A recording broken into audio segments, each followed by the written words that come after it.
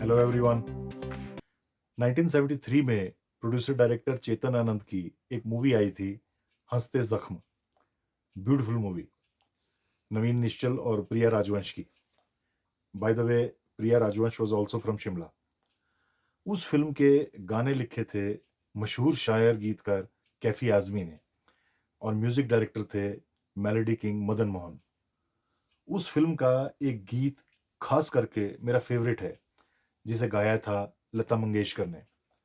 कमाल की philosophy, poetry, और क्या गजब की तर्ज, ट्यून और रेंडरिंग थी। आज सोचा तो आंसू भर आए, मुद्दतें हो गई मुस्कुराए, हर कदम पर उधर मुड़ के देखा, उनकी महफिल से हम उठ तो आए। स्कूल कॉलेज के दिनों से मेरे फेवरेट सॉन्ग्स में से एक था ये सॉन्ग। उसके बाद जब कभी भी लाइफ में कुछ भी भूली बिसरी बात याद आती थी, जो भी, तो इनडायरेक्टली ये गाना याद आ जाता था। पिछले दिनों भी ऐसा ही कुछ हुआ, कुछ याद आया जब ये गाना फिर से मेरी ज़ुबान पर आ गया। वही और उसी से रिलेटेड कुछ आज मैं आपसे शेयर कर रहा हूँ इस छोटे से वीडियो में। हुआ यूँ कि मैं अपनी अलमीराज़ शेल्फ्स में अपनी बुक्स, अपने डॉक्यूमेंट्स रीअरेंज कर रहा था, सॉर्ट आउट, क्लीन कर रहा था कि मेरे हाथ बहुत सँभाल कर रखा गया मेरा बहुत पुराना फ़ोल्डर लगा। उस फ़ोल्डर को देखते ही आँखें चमक उठीं, चेहरे पर स्माइल आ गई, ये याद आते ही कि उस फ़ोल्डर में क्या था। मैं रुक कर वो फ़ोल्डर लेकर बेड पर बैठ गया और उसे बड़ी एक्साइटमेंट से और बड़े प्यार से खोला, जैसे कोई पुराना गुमा हुआ खजाना खुलता है, दोबारा अचानक मिलने पर। दरअसल उस फ़ोल्डर में मेरे स्कूल कॉलेज के सभी सर्टिफ़िकेट्स थे। 10th 12th के सर्टिफ़िकेट्स, मार्कशीट्स, स्कूल कॉलेज के कई कॉम्पिटिशन्स के सर्टिफ़िकेट्स और इंजीनियरिंग की डिग्री और मार्कशीट्स। मैंने सब बाहर निकाले और एक-एक करके सबको देखा, छुआ, पढ़ा, रिकॉल किया, कौन-सा कब मिला था, उससे जुड़ी यादें।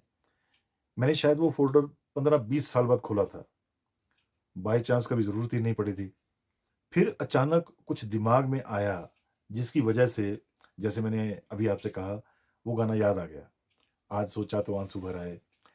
ऑफ़ कोर्स इस बार प्यार के, खुशी के इनविज़िबल आंसू थे। मेरे मन में सवाल आया कि आखिरी बार किसी ने मेरी डिग्री कब देखी थी? देखने के लिए कब माँगी थी? When was the last time someone asked me to show my degree? आज सोचा तो दिमाग पर ज़ोर डाला तो याद आया, अंदाज़ा पिछले 20-25 सालों में किसी ने नहीं, कभी किसी ने पूछा ही नहीं, कहा ही नहीं कि डिग्री दिखाओ या फलाँ-फलाँ सर्टिफ़िकेट दिखाओ। कभी बात छिड़ी होगी कहीं, वैसे तो रेयरली, बट कभी बात हुई भी होगी और मैंने जब बताया भी होगा कि मैंने क्या किया है, क्या क्वालिफ़िकेशन है मेरी, कौन-कौन से सर्टिफ़िकेट्स हैं मेरे पास, तो मेरे कहने के बाद और सामने वाले के सुनने के बाद बात आई गई हो गई होगी। सामने वाले ने मान लिया होगा और आगे बढ़ गया होगा, वहाँ से या बातों में। ये अब सोचकर मुझे बड़ा अजीब लगा। What if I were lying all this while? अगर मैंने हमेशा सबसे झूठ कहा हो तो? अगर मेरी डिग्री असली हो ही ना तो? किसी ने कभी डिग्री या सर्टिफ़िकेट्स देखने की ज़रूरत तो कभी नहीं समझी। किसी ने भी कभी वेरीफ़ाई तो किया ही नहीं। एक आध बार पहली जॉब के समय में या पासपोर्ट बनाने के टाइम पर शायद किसी ने कॉपी माँगी हो, उसके बाद तो कभी किसी ने माँगी नहीं। वेरीफ़ाई तो उन्होंने भी नहीं करवाई होगी शायद। Of course it is good to trust and believe, but still ये फैक्ट मुझे बड़ा हिला देने वाला लगा। इसने मुझे मजबूर कर दिया कि मैं कुछ मिनट रुक कर सोचूँ, पास्ट पर रिफ्लेक्ट करूँ, इंट्रोस्पेक्ट करूँ कि डिग्री सर्टिफ़िकेट्स की वैल्यू क्या थी? कहीं व्यर्थ तो नहीं थे? क्या उसका ज्ञान, उसके इनडायरेक्ट बेनिफिट्स ज़रूरी थे, या वो कागज़ जिस पर वो डिग्री प्रिंटेड थी? हमारे ज़माने में, आई मीन जब हम कॉलेज में थे, तब फ़ॉर्च्यूनेटली, अनफ़ॉर्च्यूनेटली पढ़ाई को, क्वालिफ़िकेशन को नौकरी के लेंस से देखा जाता था। इंजीनियर, डॉक्टर बन जाओ, अगर वो नहीं तो बीकॉम, एमकॉम, आईसीडब्ल्यू कर लो, और अगर वो नहीं तो बीएससी, एमएससी ही कर लो, और अगर वो भी नहीं तो अनपढ़ रहने से अच्छा है बीए ही कर लो। जिससे जॉब ना मिले, कोई माने ना माने, उस पढ़ाई की कद्र समाज में उस समय बहुत कम थी। सुनने में आज शायद अजीब लगे, पर उस समय ये हकीकत थी।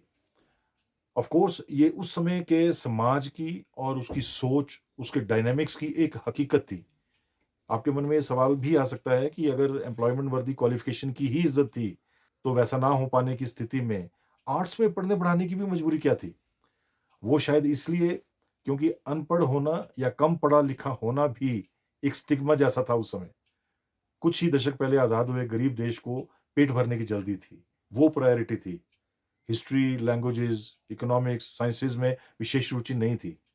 20, 30, 40 साल उस दौर में हमने सिर्फ वर्कफोर्स तैयार करने पर फोकस किया, गुड सिटीजंस नहीं। नतीजा आज हमारे सामने है। एजुकेशन सिस्टम पर एकेडमिक, पॉलिटिकल सेमिनार्स तो हुए, डिस्कशंस तो हुई, पर विजन गायब थी। ग्राउंड सिचुएशन में और सोच में कोई चेंज नहीं हुआ। आज तो हालत ये है कि अंधाधुंध डिग्रियों की प्रिंटिंग हो रही है, अंधी भेड़ चाल है, बट नोबडी इज थिंकिंग। बच्चों के पेरेंट्स, इनफैक्ट यंगस्टर्स खुद भी लाखों करोड़ों खर्च कर रहे हैं डिग्रियों के लिए, पर भेड़चाल की तरह। चपड़ासी पटवारी की नौकरी तक के लिए ग्रेजुएट, पोस्ट ग्रेजुएट तो छोड़िए, इंजीनियर्स पीएचडी तक अप्लाई कर रहे हैं। लाखों डिग्रियों वाले engineers, doctors, graduates, post graduates घर बैठे हैं, पर फिर भी करोड़ों बच्चे मक्खियों के झुंड की तरह कॉलेजेस, यूनिवर्सिटीज जा रहे हैं ऐसी डिग्रियों के लिए जिसमें उनका इंटरेस्ट ही नहीं।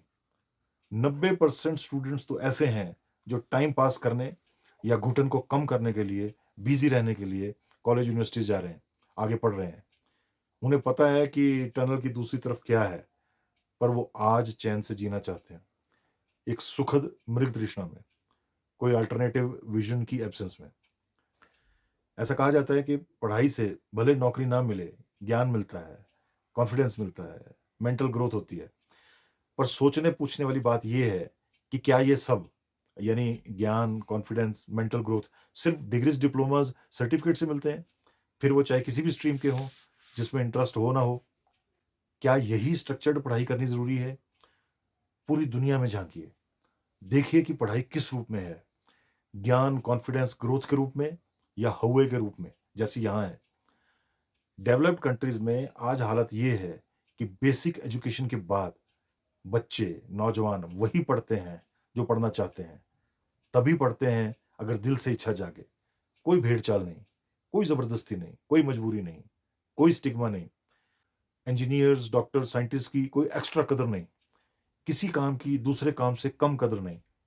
Of course demand supply equation है, पर पढ़ाई पढ़ाई है, प्यास या जरूरत है, अंधी दौड़ नहीं। पढ़ना है तो पढ़िए, जो पढ़ना है, जितना पढ़ना है। नहीं पढ़ना तो मत पढ़िए, दिखाने के लिए नहीं। पढ़ना है तो मन से पढ़िए, अच्छे से। हमारी तरह नहीं कि लैंग्वेज में एमए करके भी एक एप्लीकेशन नहीं लिख सकते, इंजीनियर बन के भी प्रैक्टिकल नॉलेज नहीं, मास्टर ऑफ बिजनेस एडमिनिस्ट्रेशन करके भी मैनेजमेंट में practically zero. Talent assessment company Mercer Mettl की India's graduate skill index 2023 report के अनुसार, जिसमें उन्होंने 500 कैंपसेस में 4,40,000 स्टूडेंट्स का सर्वे किया, उसमें पाया कि जॉब के लिए अप्लाई करने वालों में 5, 10, 20% नहीं, 55% ग्रेजुएट्स एम्प्लॉयबल ही नहीं है।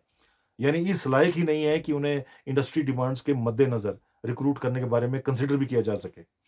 यानी उन्होंने सिर्फ टाइम पास किया, कोई एक्सीलेंस, स्किल, मेंटल ग्रोथ नहीं। सिर्फ इतना ही नहीं, मशहूर अमेरिकन जर्मन इन्वेस्टर और इमर्जिंग मार्केट्स पर अथॉरिटी मार्क मोबियस ने हाल ही में कहा कि 70% pass outs don't work as per their degrees. यानी 70% कॉलेज पास आउट्स उस फील्ड में काम ही नहीं करते जिस फील्ड की डिग्री, डिप्लोमा या क्वालिफिकेशन उनके पास होती है। 70%। Isn't it shocking? Isn't this wastage of time, money, energy, national resources? एक साल कोई फेल हो जाए तो कहते हैं कि साल वेस्ट हो गया, पर 3, 5, 7 साल ऐसी फील्ड में पढ़ाई लगा देना जिसमें इंटरेस्ट या एप्टीट्यूड ही नहीं, कहाँ की समझदारी है? उन्हीं सालों में अगर आपने मनपसंद विषय में पढ़ाई की हो, तो प्रैक्टिकल काम किया होता, एक्सपोजर लिया होता, तो 3, 5 या 7 साल गलत दिशा में आगे बढ़ जाने पर लौटना कितना मुश्किल है, और फिर से लौटकर फिर से उतने ही साल दूसरी दिशा में लगा देना, इसकी पॉसिबिलिटी और कीमत आप समझ सकते हैं। थ्री इडियट्स मूवी में भी इससे मिलते जुलते कई एग्जाम्पल्स हैं। फॉर एग्जाम्पल, रेंचो जब करीना कपूर से कहता है कि उसके मंगेतर सुहास ने पहले इंजीनियरिंग की, फिर एमबीए किया, फिर बैंक में नौकरी कर रहा है। अगर बैंक में ही नौकरी करनी थी तो इंजीनियरिंग क्यों की? मैं रियल लाइफ में ऐसे कइयों को जानता हूँ। फॉर एग्ज़ाम्पल मेरे एक नोन ने आईआईटी से पहले मैकेनिकल इंजीनियरिंग की थी, 35 साल पहले की बात है। फिर आईआईएम अहमदाबाद से मैनेजमेंट पीजी किया और फिर एक मशहूर टॉप इंडियन बिज़नेस हाउस के लिए इलेक्ट्रॉनिक टाइपराइटर बेच रहा था उस समय। Of course not directly as salesman, as manager. मैंने जब उसको पूछा कि इंजीनियरिंग कहाँ अप्लाई हो रही है उस जॉब में, तो उसने हँसकर टाल दिया। ही सेड मोटा पैकेज मिल रहा है यार। He was never happy in what he was doing, but मोटा पैकेज। थ्री इडियट्स में और एक बेहतरीन एग्जाम्पल है, जब रेंचो फरहान से कहता है कि प्यार तू करता है वाइल्ड लाइफ फोटोग्राफी से और शादी कर रहा है इंजीनियरिंग से। मेरे खुद के साथ भी ऐसा ही हुआ था, पर मैं फरहान जैसा लकी नहीं था। पहले 1989 तक नॉन मेडिकल में +1 +2 करने के बाद, फिर 1993 तक 4 साल की इंजीनियरिंग करने के बाद और फिर उसके बाद 5 साल इंडस्ट्री में काम करने के बाद मैंने रियलाइज़ किया कि मेरा मन तो इंजीनियरिंग में था ही नहीं। I realized I loved philosophy, economics, management. I wanted to be a teacher, professor. 11 साल I kept walking down the wrong path. ये हर तरफ हो क्या रहा है? We are losing, wasting lakhs and lakhs of human resource, fresh talent every year like this. And what about happiness of everyone? Is everyone happy? अगर आज तक हमने नहीं सोचा, तो आज तो सोच सकते हैं। अब तो मेजॉरिटी इंजीनियर्स, डॉक्टर्स फ्री बैठे हैं या अंडर एम्प्लॉयड हैं, सीवियर ओवर सप्लाई है या पुअर क्वालिटी है। अब तो हमें जाग जाना चाहिए और डिग्री, डिप्लोमा, सर्टिफिकेट्स की अंधी दौड़ से निकल जाना चाहिए। मैं इन सब के अगेंस्ट नहीं हूँ। जिसको जिस फील्ड में इंटरेस्ट है, उसे पहचाने और जितना पढ़ना है, जहाँ तक पढ़ना है पढ़े। पर अगर इंटरेस्ट नहीं है, तो हरगिज़ नहीं।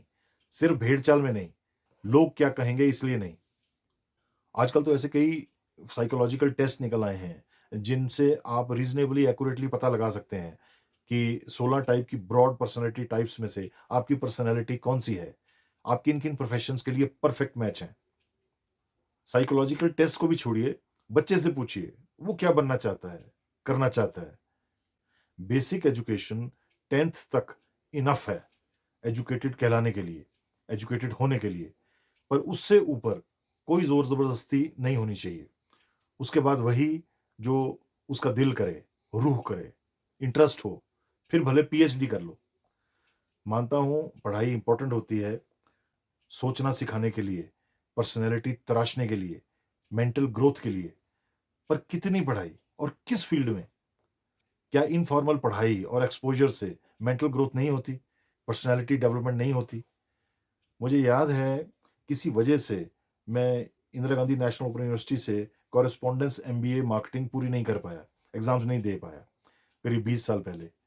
It seemed too much for me with job and family life.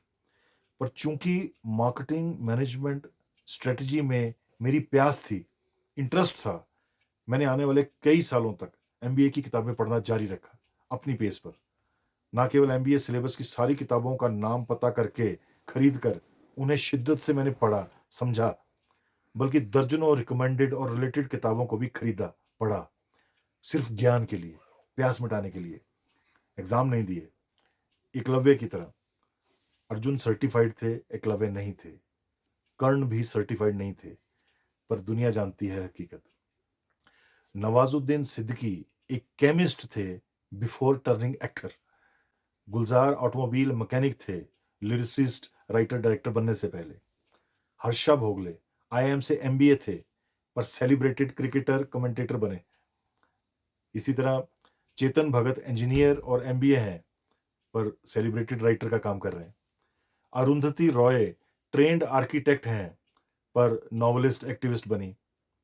उसी तरह देवदत्त पटनायक एमबीबीएस डॉक्टर हैं, पर उनका मन था माइथोलॉजी में और उसी फील्ड में वो सुपर सक्सेसफुल हुए।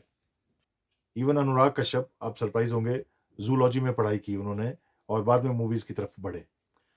Similarly, Steve Jobs studied calligraphy and attended Reed College briefly before becoming the co-founder of Apple. Harrison Ford ने फिलॉसफी की पढ़ाई की but became a world famous actor. मशहूर basketball player legendary Michael Jordan actually initially cultural geography में trained थे। Rowan Atkinson यानी Mister Beans, उन्होंने engineering की हुई थी, इलेक्ट्रिकल इंजीनियरिंग, पर वो बने famous comedian. Bill Gates Harvard law school drop out थे, पर फिर भी सॉफ्टवेयर लिखे, माइक्रोसॉफ्ट कंपनी की स्थापना की। इन सब एग्जाम्पल से क्या लेसन उभर कर आ रहा है?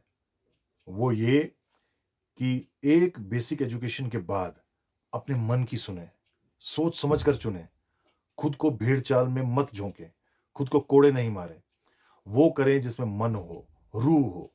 बेसिक एजुकेशन के बाद अपने पसंद की फील्ड में काम करें और जरूरत हो तो उसी में एडवांस पढ़ाई करें। एक ही लाइफ है, इसे अपने मन से जिए, दूसरों या दुनिया के हिसाब से नहीं। कहते हैं क्वालिफिकेशन कभी व्यर्थ नहीं जाती, पर उसमें टाइम, पैसा, एनर्जी, साल लगते हैं। Qualification in the wrong field often goes waste, most of it.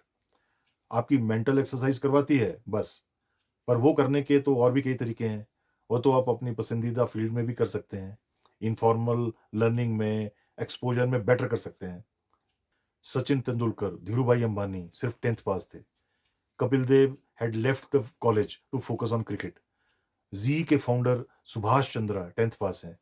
Priyanka Chopra, Rajinikanth, Lata Mangeshkar, Sunil Gavaskar, बाल ठाकरे, नीरू बाजवा, इन सबके पास बड़ी बड़ी डिग्रीज नहीं है, पर इन्होंने अपने अपने फील्ड्स में जिनमें इनकी आत्मा थी उसमें साल लगाए, तपस्या की, कहां से कहां पहुंच गए। They are highly successful in their respective fields. 10+2+3+2+5 वाले एजुकेशन सिस्टम को ब्लाइंडली फॉलो करना बंद करना चाहिए। एजुकेशन फैक्ट्री की बजाय ट्रेनिंग प्लेग्राउंड्स की जरूरत है। आप कहेंगे दुनिया क्या कहेगी, सभी तो धीरू भाई या तेंदुलकर वगैरह नहीं बनते। एक एग्जांपल देता हूं आपको। एक बार एक पर्सन आया मेरे ऑफिस कार खरीदने के लिए, young man around 27 years age. उठने बैठने, बोलचाल और विचारों से मुझे लगा कि वो पर्सन हो ना हो एटलीस्ट पोस्ट ग्रेजुएट होगा। क्या हिंदी, क्या अंग्रेजी, क्या जनरल नॉलेज। मेरे मैनेजर ने उससे बातों बातों में पूछा कि आपके पास इससे पहले कौन सी कार है। ये एक स्टैंडर्ड सवाल होता है कस्टमर की नीड, प्रायोरिटीज को जानने के लिए। जब उसने बताया कि उसके पास 40 एम्बेसडर कारें हैं, तो हम सुनकर हिल गए। मैं बात कर रहा हूं करीब 2005 की। उस समय हिंदुस्तान मोटर्स कंपनी बंद होने की कगार पर थी। ऐसे में एक नहीं, दो नहीं, 40 एम्बेसडर कार्स खरीदने का मतलब। पूछने पर उसने बताया कि एक बड़े ब्रिटिश टूरिस्ट ग्रुप की डिमांड थी कि वो शिमला से स्पीति वैली तक एक रैली में घूमना चाहते थे, पर किसी विंटेज कार में। एम्बेसडर इस काम के लिए फिट थी। सो ही सेड मैंने 40 खरीद ली। हमने पूछा पैसे, ही सेड ऑर्डर दिखाकर लोन ले लिया। हमने पूछा किश्तें कैसे दोगे, कब तक चलेंगी, इस टूरिस्ट एक्सपीडिशन के बाद कौन रेंट पर लेगा एम्बेसडर्स। तो उसने बताया कि 2 करोड़ के लोन में से 1 करोड़ तो ऑलरेडी मैंने पे कर दिया है डाउन पेमेंट में, एडवांस मिलने के बाद, और बाकी एक्सपीडिशन के बाद मिल जाएगा फॉरनर से। इससे पूरी कीमत वसूल हो जाने के बावजूद अगले 3 साल की बुकिंग है मेरे पास, और फिर टैक्सी में कार्स बेच सकता हूं उसके बाद। सब कुछ कुछ सोच कर रखा था उसने। Dedicated mechanic, spare parts, tools वगैरह सब कैप्टिव रख लिए थे उसने। इस बड़े एक्सपीडिशन की सक्सेस और पब्लिसिटी के बाद वो पर्सन देश विदेश में इतना मशहूर हो गया कि उसे ऐसे एक्सपीडिशंस और कई मिले। उसने बाद में 100 एनफील्ड बुलेट खरीदे, अपना रिजॉर्ट बनाया, और भी बहुत कुछ। उससे मिलकर कोई भी कहता कि वो जरूर एटलीस्ट पोस्ट ग्रेजुएट और मास्टर इन बिजनेस एडमिनिस्ट्रेशन होगा। हमारा शौक 10 गुना बढ़ गया जब उसने खुद बताया कि वो 10th पास है। ही सेड 10वीं तक सब बेसिक एजुकेशन हो जाती है, ये उसका मानना था। You can consider yourself educated by then, अगर ढंग से पढ़ाई की। उसके बाद एक्सपोजर, कॉमन सेंस, ये इंपॉर्टेंट है। सोचना कैसे है, ये इंपॉर्टेंट है। He said business, subsidies, contracting वगैरह के लिए वो लगातार ज्ञान लेता रहता है, एक्सपर्ट से मिलकर, वकीलों से मिलकर। जरूरत पड़ेगी तो किताबें भी पढ़ लेगा, यूनिवर्सिटी में कोर्स भी कर लेगा, पर दिखाने के लिए नहीं। मुझे याद है pi bond, sigma bond, differential equations, advance calculus वगैरह पढ़ पढ़कर हमने पर्वत हिला दिए थे, पर लाइफ में कहीं काम नहीं आए। A plus B whole square is equal to A square plus B square plus 2ab कहीं प्रैक्टिकली काम नहीं आया। दूसरी तरफ लॉजिक और फिलॉसफी जैसे लाइफ के बेसिक पिलर की ABCD हमें 10वीं तक नहीं पढ़ाई गई। Stand up comedian Mahip Singh का एक फेमस टंग इन चीक जोक मुझे यहाँ फिट लगता है। उन्होंने कहा था कि सभी बच्चों को बैंत मार मार कर सालों पढ़ाया गया, पूछा, इंटेरोगेट किया गया कि बताओ उपरोक्त पंक्तियों में कवि क्या कहना चाह रहा है। काश बच्चे कह पाते कि कवि क्या कहना चाह रहा है का क्या मतलब। कवि वही कहना चाह रहा है जो कह रहा है, कुछ और कहना होता तो वही कहता, ये ना कहता। छड़ी से उन बच्चों के अंदर से कविता का जो थोड़ा बहुत पौधा उग भी सकता था, उसे भी मार कर डरा धमका कर खत्म कर दिया गया। Surely education policy system approach needs to change, should be made voluntary. जैसा रॉबिन विलियम्स की masterpiece the Dead Poet Society में बड़े असरदार ढंग से दर्शाया गया। प्यार से इंटरेस्ट जागने दो किसी भी स्टूडेंट, किसी भी इंसान के अंदर, किसी भी फील्ड के प्रति, भले ही वो पोइट्री हो। बेसिक एजुकेशन सॉफ्ट हैंड से होनी चाहिए और एडवांस्ड एजुकेशन जरूरत इंटरेस्ट के हिसाब से हो। मजदूर मजदूर ही होता है, ब्लू कॉलर हो या वाइट कॉलर। मजदूर नहीं, इवॉल्व्ड ह्यूमन बनने की जरूरत है, जो खुश हो, क्यूरियस हो, लिबरेटेड हो, प्रोडक्टिव हो। आपकी डिग्री भी आज तक शायद किसी ने नहीं देखी, चेक की होगी, कोई नहीं पूछता, कोई नहीं पूछेगा। सब जानते हैं जन्नत की हकीकत का राज और सच्चाई। मैक्सिमम दुनिया डिससेटिस्फाइड, डिसग्रंटल्ड, फ्रस्ट्रेटेड है डिग्रियां इकट्ठी करके भी। स्ट्रेस के इस नर्क से निकलिए, बिना दिखावे का स्वर्ग शायद आपके इंतजार में है। एक लाइफ है, बहुत जरूरी है हम बिना मुखौटे के जिए, मनपसंद जीवन जिए। Thank you so much for your patience and time. God bless you.